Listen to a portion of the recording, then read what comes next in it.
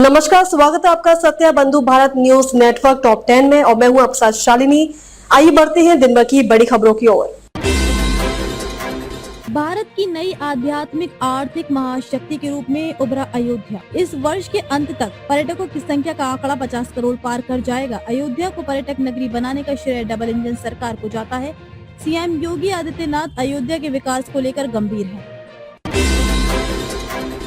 किसानों को सम्मान राशि पाने में बड़ी परेशानी से मिलेगी मुक्ति। खतौनी में संशोधित करा सकेंगे नाम। पीएम किसान सम्मान निधि, खतौनी और आधार कार्ड में एक समान नाम न होने की वजह से कई किसानों को किसान सम्मान निधि का लाभ नहीं मिल पा रहा था।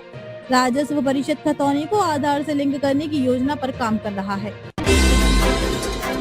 मुख्यमंत्री योगी आदित्यनाथ ने माना विश्व में साइबर अपराध और जलवायु परिवर्तन बड़ी चुनौती। मुख्यमंत्री योगी आदित्यनाथ ने कहा कि नए युग में हम सहज और सरल जीवन जी रहे हैं, वहीं दूसरी और चुनौतियां भी हमारे सामने हैं। साइबर अपराध बढ़ रहे हैं, जिसे रोकने के लिए हम सबको एक ठोस कदम उठाना पड़ेगा। अदानी पावर के फिक्स और वेरिएबल चार्जेस में अनियमितता, विद्युत नियामक आयोग ने प्रस्ताव पर लगाई रोक। यूपीपीसीएल न्यूज, भारत सरकार के आदेश के मुताबिक अब ताप बिजली घरों में FGDS स्थापित नहीं किया जाना है। अदानी पावर के साथ हुए बिजली खरीद समझौते में FGDS की लागत भी सम्मिलित है, जिसके चलते कम से कम 55 पैसे प्रति यूनिट से 75 पैसे प्रति यूनिट तक अधिक दर पर ये करार किया गया है। यूपी में अगले साल शुरू होगा ड्रोन सर्वेक्षण कार्य, तैयार किए जाएंगे नगरीय निकाय क्षेत्रों के डिजिटल नक्शे। उत्तर प्रदेश में नगरीय निकाय क्षेत्रों की भूमि के डिजिटल नक्शे तैयार करने के लिए अगले वर्ष से ड्रोन सर्वेक्षण शुरू होगा। अनूप शहर में चल रहे प्रायोगिक परियोजना के बाद अन्य निकायों के लिए योजना बनेगी। सर्वेक्षण से औद्योगिक रिहायशी क्षेत्रों की सटीक जानकारी मिलेगी और राजस्व रिकॉर्ड बनेंगे। भूमि के मालिकाना अधिकार में स्पष्टता आएगी और धोखाधड़ी पर रोक लगेगी।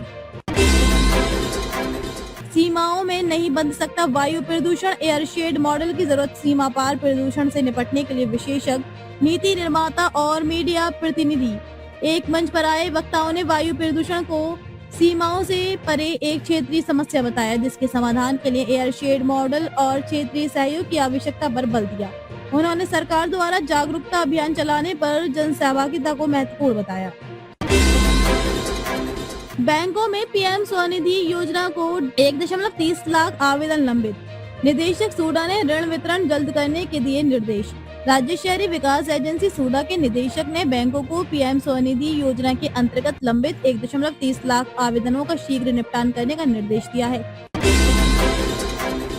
विकसित उत्तर प्रदेश 2047, उच्च शिक्षा को संस्कार, रोजगार और तकनीक से जोड़ने का संकल्प। लखनऊ में विकसित उत्तर प्रदेश 2047 अभियान के तहत उच्च शिक्षा कॉन्क्लेव आयोजित किया गया। यहाँ शिक्षा को संस्कार, रोजगार और तकनीक से जोड़ने पर चर्चा हुई।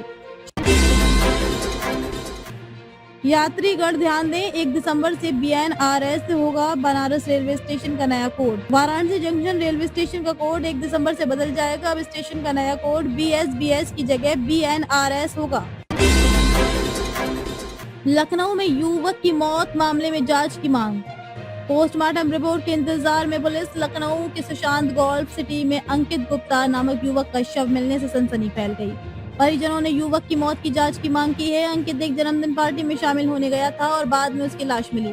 पुलिस पोस्टमार्टम रिपोर्ट का इंतजार कर रही है और उसके आधार पर कार्रवाई करने की बात कह रही है। खबरों में अब तक के लिए बस इतना ही। फिर होगी आपसे मुलाकात, तब तक के लिए नमस्कार और देखते रहिए सत्या बंधु भारत न्यूज नेटवर्क टॉप 10। ऐसे ही लेटेस्ट अपडेट पाने के लिए हमारे चैनल को सब्सक्राइब करें और तुरंत नोटिफिकेशन पाने के लिए बेल आइकन दबाना ना भूलें। यदि आप हमें फेसबुक या इंस्टा के माध्यम से देख रहे हैं तो हमारे पेज को फॉलो जरूर करें। धन्यवाद।